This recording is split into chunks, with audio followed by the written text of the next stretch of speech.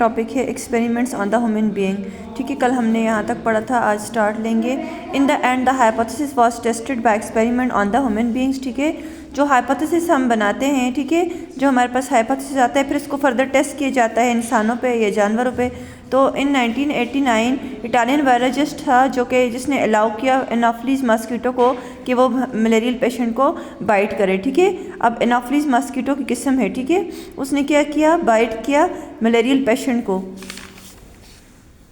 The infected mosquito was then allowed to bite a healthy man. फिर उस infected जो mosquito था उसने फिर दोबारा बाइट किया हेल्दी बंदे को। ठीक है, this person later become ill with the malaria, तो मलेरिया काज हुआ। In this way it was confirm that the mosquito transmit the plasmodium. तो इससे पता लग गया कि जो प्लाज्मोडियम है वो मस्कीटो के थ्रू ही ट्रांसफ़र हो रहा है inside the human blood. So are involve in the spread of, और यही इन्वॉल्व होता है मस्कीटो को फैलाने में। ठीक है, उसके बाद थ्योरी ला प्रिंसिपल है, we know that when the hypothesis has been proved by the experiment.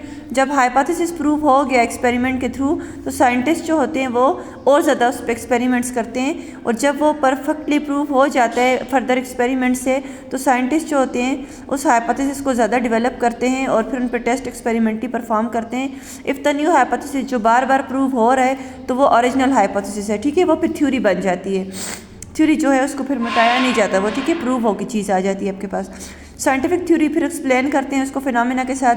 तो साइंटिस्ट ट्राई करते हैं they are best to disprove the theory by disproving the hypothesis, यानी कि उसको देखते हैं बार बार एक्सपेरिमेंट करते हैं, अगर वो डिसप्रूव हो गया तो फिर हाइपोथेसिस डिसप्रूव हुआ तो थ्योरी भी डिसप्रूव हो जाएगी। लेकिन वो बार बार प्रूव हो रही है तो वो फिर लॉ बन जाता है या प्रिंसिपल बन जाता है। ठीक है, scientific law is a uniform और कांस्टेंट फैक्ट ऑफ नेचर। ठीक है, फिर इसमें हकीकत होती है, कोई भी झूठ नहीं होता। The example of the biological law are, जैसे हार्डी है, ठीक है, हार्डी वेनबर्ग्स लॉ है, फिर मेंडल्स लॉ इनहेरिटेंस का है, तो ये लॉ अप्रूव हुए हैं, ठीक है, एक्सपेरिमेंट के थ्रू।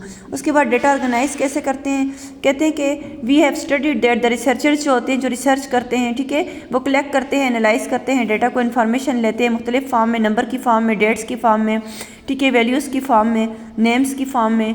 तो मुख्तलिफ वेरियस स्टेप्स होते हैं जिसमें ये साइंटिफिक मेथड इन्वॉल्व होता है। दिस डेटा के help them to make the hypothesis, फिर हाइपोथेसिस बनता है। ठीक है, फिर ऑब्जर्वेशंस होती हैं, एक्सपेरिमेंट किए जाते हैं। ठीक है, in order to use the data in the scientific method. अब कहते हैं साइंटिफिक मेथड में डेटा को जो यूज़ किया जाता है, scientist have to organise and analyse. अब डेटा को ऑर्गेनाइज करना, एनालाइज करना बहुत ज़रूरी है। वो कैसे ऑर्गेनाइज होगा, ग्राफ की फॉर्म में होगा, टेबल की फॉर्म में, फ्लो चार्ट्स होंगे, मैप्स की फॉर्म में होगा या डायग्राम्स की फॉर्म में। तो ये सारा जो होता है वो स्टैटिस्टिक को यूज़ करके किया जाता है। तो स्टैटिस्टिकल मेथड्स यूज़ किए जाते हैं रेशो प्रोपोर्शंस की फॉर्म में, और इस तरह से फिर डेटा को बनाया जाता है। रेशो जो होता है रिलेशनशिप है, ठीक है, रिलेटिव साइज का between quantities of same kind, a pure number to pure number, amount of money to amount of money, जिस तरह a ratio b equal to c ratio d. तो कहते हैं कि ये जो रेशो है ये आपस में, ये जो स्टेटिस्टिक में है, ये सारा कुछ हम फाइंड आउट करते हैं रेशो या प्रोपोर्शन की फॉर्म में। तो ये एक दूसरे से रिलेट कर रही होती है। ठीक है, रेशो क्या होती है, रिलेशनशिप होते हैं बिटवीन द क्वांटिटीज़, या पीपल टू पीपल जो होते हैं उनके दरमियान रेशो होती है। तो proportions mean to join two equal ratios को जो जॉइन करती है वो प्रोपोर्शन है। A and D equal to extremes बोला हुआ है इनको, बी और सी जो है उनको मीन्स बोला हुआ है। तो प्रोडक्ट ऑफ मीन्स जो है वो इक्वल है प्रोडक्ट ऑफ एक्सट्रीम के। ठीक है, व्हेन 3 वैल्यूज़ जो आपके पास मौजूद हों तो 4th वैल्यू फाइंड करना आसान होती है। जिस तरह एग्जाम्पल दी हुई है कि स्पैरोज़ हैं 50 स्पैरोज़ हैं जो कि क्यूलेक्स मस्कीटो की वजह से इन्फेक्ट हो रही हैं।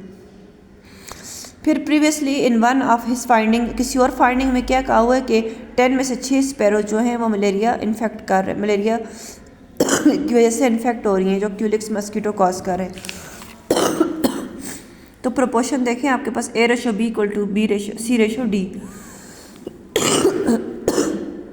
ए फाइंड आउट करना है, बी की 50 वैल्यूज़ हैं, फिर 10 में से 6 इन्फेक्ट हो रही थी तो 6 रेशो 10 हो गया। अब यहाँ पे आपने मैथमेटिकल रूल्स अप्लाई करने हैं। ठीक है, a divided by 50 equal to 6 divided by 10। ठीक है, 10 नीचे भी ले आए, 10 से कैंसिल हो गया, ए इक्वल टू, अब इसको कैंसिल टेबल पढ़ें तो 10 5 ज़ार 50 5 6 ज़ार 30, ए इक्वल टू 30 आ गया। इसका मतलब है कि if he allows culex mosquito to bite 50 sparrows, अगर 50 स्पैरोस को बाइट किए जाए क्यूलिक्स मॉस्किटो के थ्रू तो 30 उनमें से मलेरिया कॉज करेंगे, ठीक है, 30 इन्फेक्टेड होंगे। तो प्रोपोर्शन क्या होता है, कंक्लूजन्स ड्रा करने के लिए यूज़ किए जाते हैं, ठीक है, स्टेटिस्टिक वैल्यूज़ वगैरह यहाँ से फाइंड आउट होती हैं। 3 वैल्यू गिवन हो, चौथी इजीली प्रोपोर्शंस के थ्रू फाइंड हो जाती है। तो मैथमेटिकल रूल जो होते हैं वो बायोलॉजी में ज़माने से, डिकेड्स का मतलब है 10 साल से ज़्यादा कर्सा जब गुजर जाए, अच्छे से ये यूज़ हो रही है। रिसेंटली जो है वो ये बायो को अंडरस्टैंड करने के लिए भी मैथमेटिकल रूल्स यूज़ होते हैं, ठीक है, मुख्तलिफ फील्ड में यूज़ होते हैं अब तो बहुत ज़्यादा, जैसे रिसर्च वर्क में यूज़ होते हैं, प्रोजेक्ट्स में यूज़ होते हैं, पॉपुलेशन स्टडीज़ में यूज़ होते हैं, ड्रग स्टडीज़ में, प्लांट्स एनिमल की सीक्वेंसिंग करते हुए डीएनए रिक्वायरमेंट। अब डीएनए वगैरह एनिमल्स और प्लांट्स का DNA require mathematical knowledge for organising analysing the data. तो डेटा को एनालाइज करने के लिए, ऑर्गेनाइज करने के लिए हमें statistical rules, mathematical rules use करने पड़ते हैं, ठीक है, जो एक ज़माने से यूज़ होते भी आ रहे हैं।